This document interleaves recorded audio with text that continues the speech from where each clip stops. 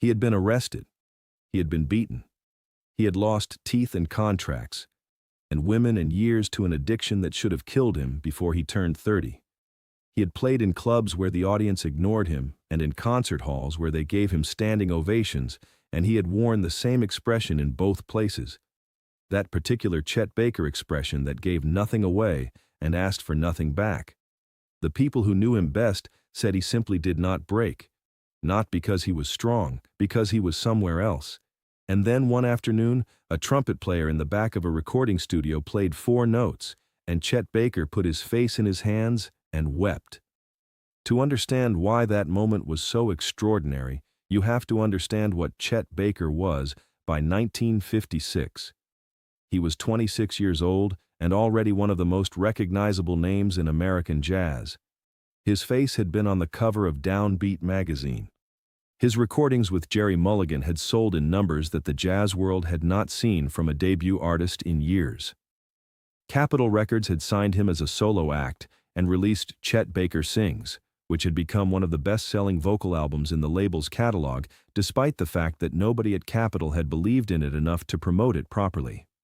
He was famous, recognizable, and in the specific way that jazz fame worked in the 1950s, he was considered important.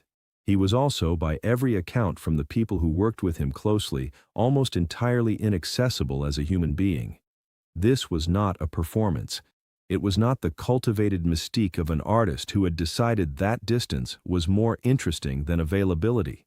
The musicians who toured with Baker and recorded with him and spent long hours in his company described something more fundamental than affectation. Russ Freeman, his pianist, who knew Baker better than almost anyone during those years, said in an interview decades later that playing with Baker was like playing with someone who was listening to a different piece of music than the one you were both performing. Not inattentive, not disengaged, simply tuned to a frequency that nobody else in the room could receive.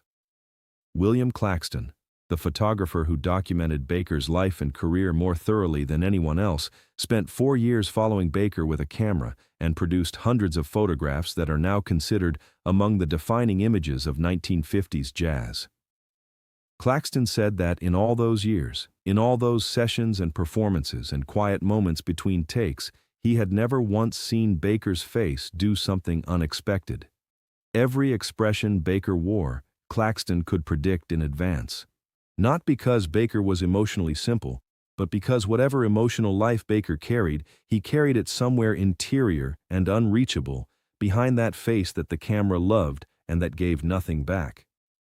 That was the man who walked into the Capitol Records studio on a Tuesday afternoon in the spring of 1956 for what was scheduled as a routine vocal session. The session had been arranged to record 4 tracks for a follow-up to Chet Baker Sings. The producer was a methodical man named Phil Turetsky, who had been working at Capitol for 6 years and who approached every session with the same systematic efficiency regardless of who he was recording. He was not a man given to sentimentality about his artists. He liked clean takes, organized paperwork, and sessions that finished on time.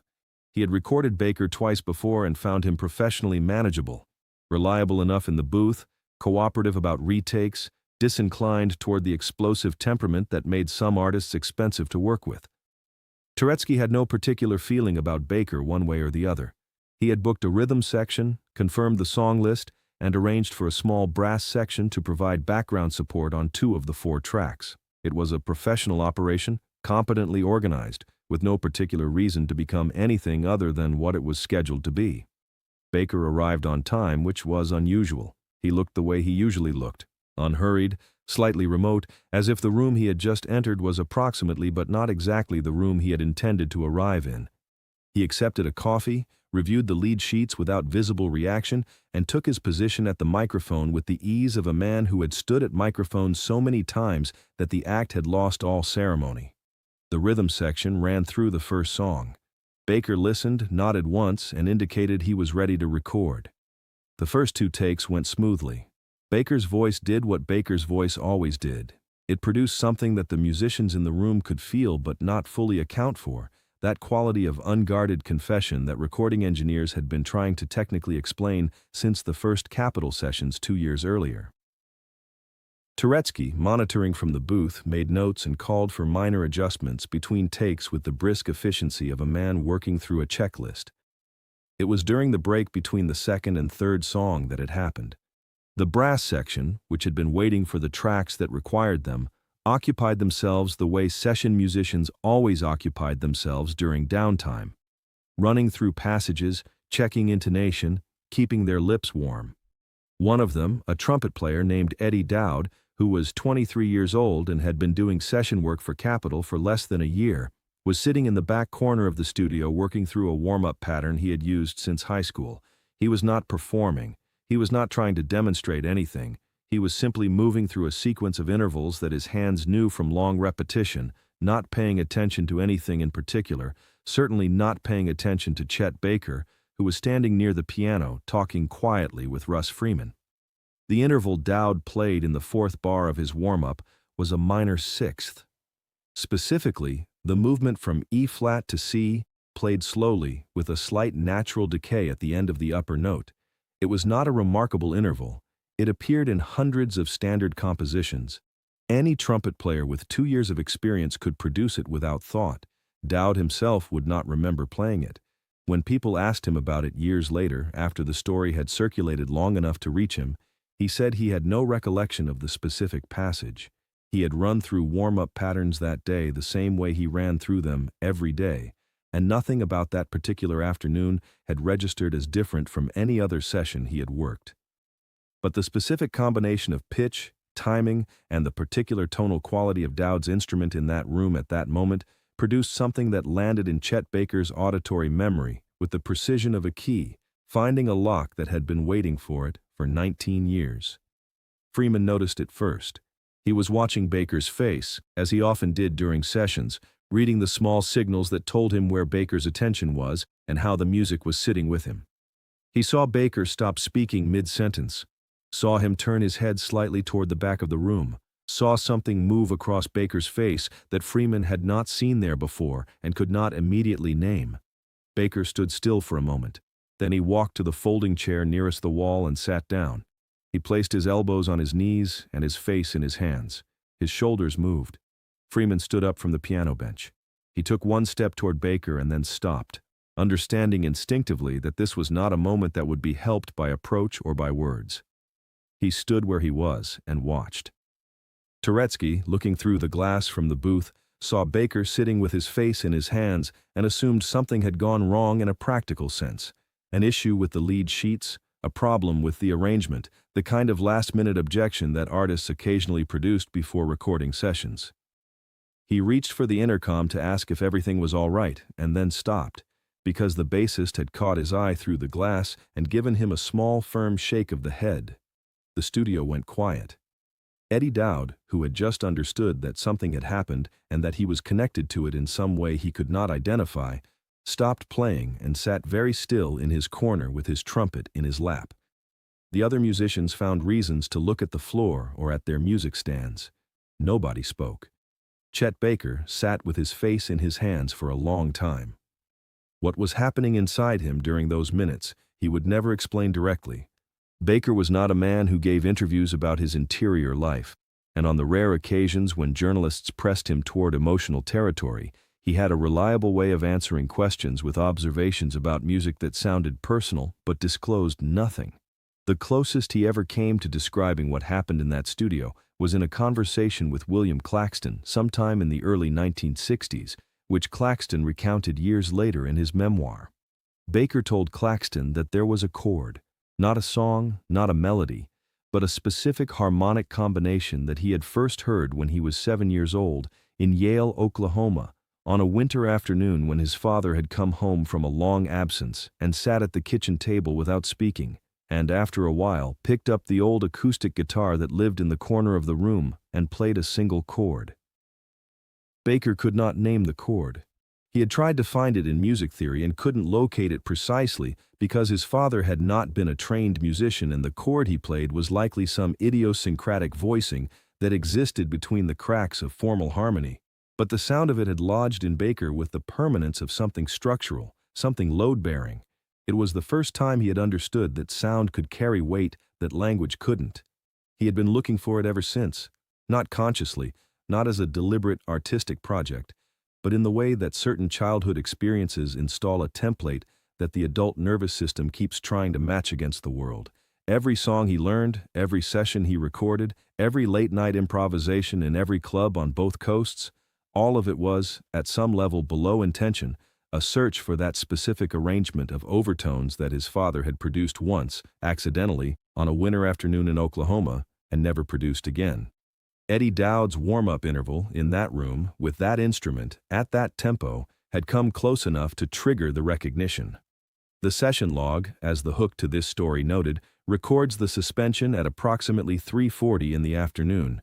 It resumed 40 minutes later. Turetsky's notes for the resumed session are brief and technical, describing take numbers and timing. They do not describe what Baker's voice sounded like when he returned to the microphone. The musicians who were present described it differently in the years that followed.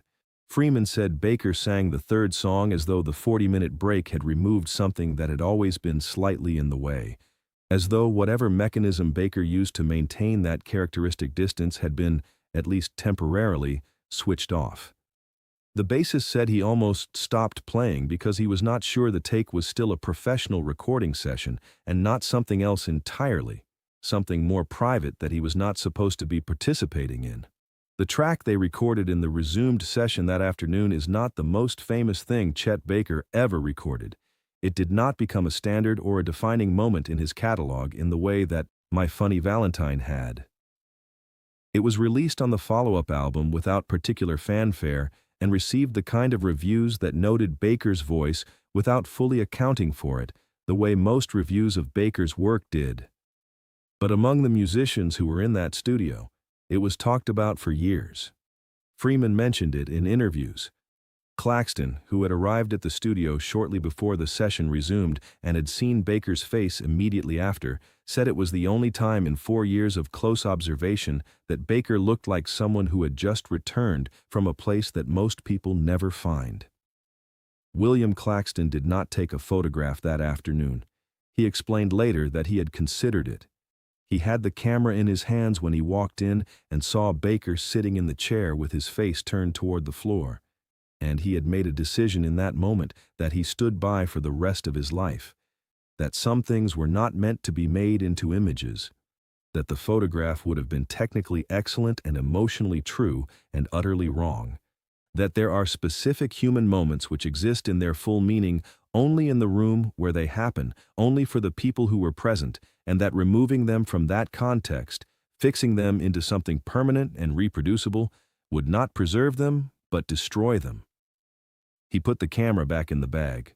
What Claxton understood in that moment was something that Chet Baker's entire career argued without ever stating directly, that the most important things a musician does are the things that cannot be recorded, cannot be analyzed, cannot be reversed on a tape machine and played back to check for the mechanism behind them.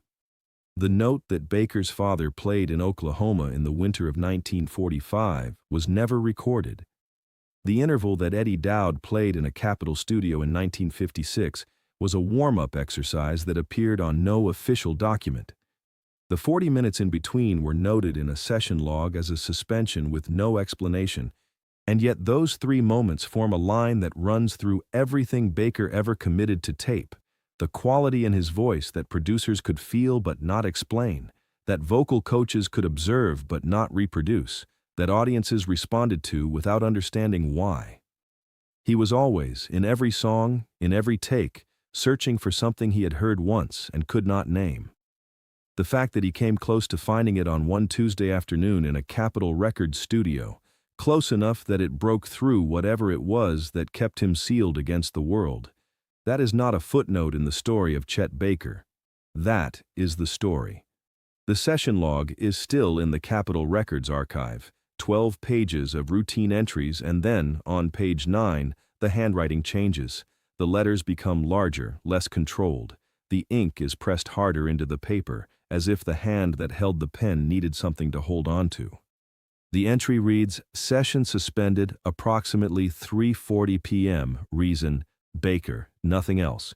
No further explanation because no further explanation was possible. Some things happen in rooms and stay in rooms. Some chords are played once, in a kitchen in Oklahoma, by a man who did not know he was doing anything important, and echo for a lifetime in the only person who was listening. Chet Baker spent 30 more years looking for that sound. In the recordings that survive, in the sessions that were logged and released and reviewed and preserved in archives on 2 continents, you can hear him getting close. On the best nights, you can hear him arriving somewhere in the vicinity of whatever it was. The voice does the thing it always did, bypasses the part of a listener's brain that processes music as music, and goes directly to the part that processes experience as memory.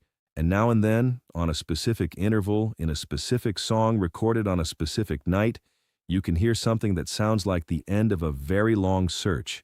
Not the resolution, just the sense of proximity.